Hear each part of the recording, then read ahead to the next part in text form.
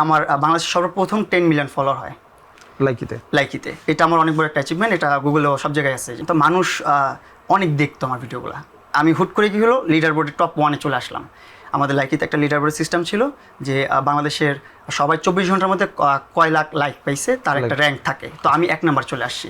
1 number আসার পর আমি 1 নাম্বারের পজিশনটা আর কখনো ছাড়ি নাই। যতক্ষণ পর্যন্ত আমার আইডি ব্যান হয় নাই বা একটা ঝামেলা করি নাই, ততক্ষণ পর্যন্ত আমি 1 নাম্বারের পজিশনটা ছাড়ি নাই। তো ওই পজিশনের থেকে আমার বাংলাদেশের সর্বপ্রথম 10 মিলিয়ন ফলোয়ার হয় লাইকিতে। এটা আমার অনেক বড় একটা অ্যাচিভমেন্ট। এটা গুগলেও সব জায়গায় আছে যে সর্বপ্রথম 10 মিলিয়ন ফলোয়ার অ্যাচিভ করছে প্রিন্স মামুন।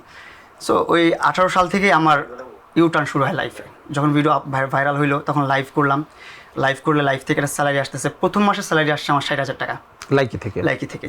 প্রথম মাসের স্যালারি 60,000 টাকা।